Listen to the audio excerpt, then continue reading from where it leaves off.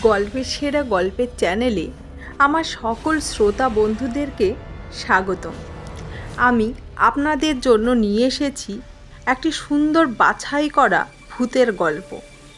আশা করি আমার এই ভূতের গল্পটি আপনাদের ভালো লাগবে। গল্পটি যদি আপনাদের ভালো লেগে থাকে তাহলে আমাদের এই চ্যানেলটিকে অবশ্যই সাবস্ক্রাইব করে দেবেন এবং গল্পটিকে লাইক এবং শেয়ার করে দেবেন।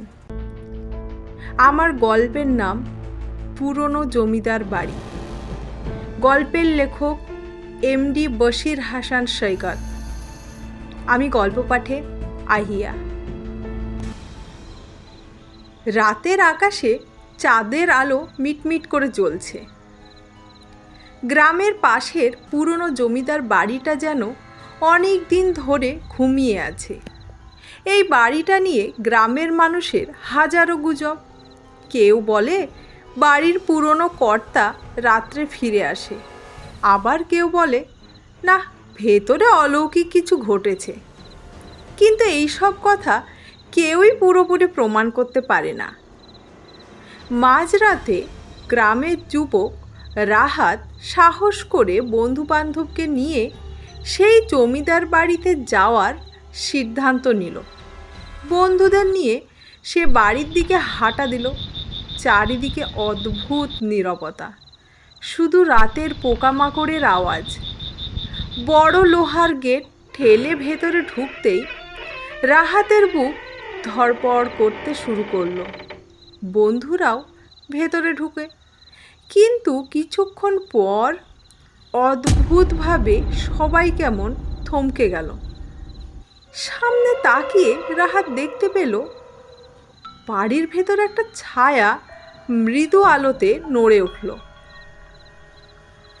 প্রথমে মনে হলো এটা হয়তো তাদের কারোরই ছায়া, কিন্তু যখন দেখলো ছায়াটা মাটি স্পর্শ করছে না, বরং হাওয়ার মতো ভেসে ভেসে বেড়াচ্ছে, তখন রাহাতের শরীর দিয়ে শীতল একটা স্রোত বয়ে গেল। ধীরে ধীরে সেই ছায়া বাড়ির ভেতরে হারিয়ে গেল। রাহাত আর তার বন্ধুরা ততক্ষণে জমে গিয়েছে। হঠাৎ বাড়ির ভেতর থেকে কারোর কান্নার আওয়াজ শোনা গেল। আওয়াজটা যেন ঠিক একজন নারীর, খুব ব্যথাতুর এবং করুণ।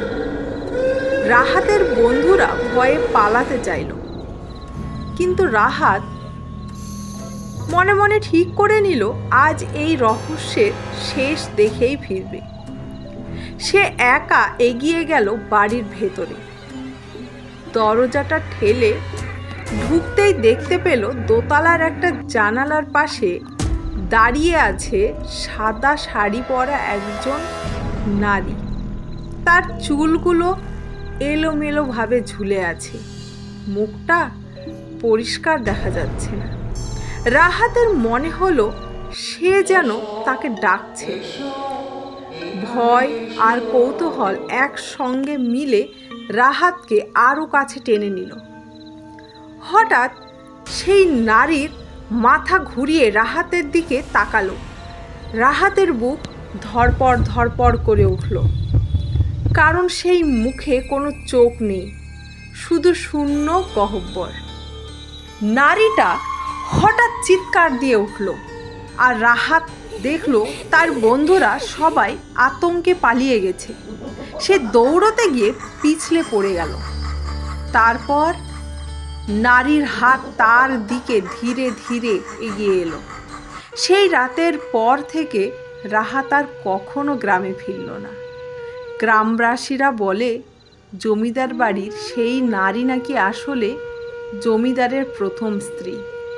জমিদার তাকে প্রতারণা করে হত্যা করেছিল, আর সেই থেকে তার আত্মা রাতের বেলা ফিরে আসে প্রতিশোধের অপেক্ষায়। আর যারা বাড়ির ভেতরে ঢোকে তারা আর কখনোই ফিরে আসে না। ধন্যবাদ। গল্পটি এখানেই শেষ হলো।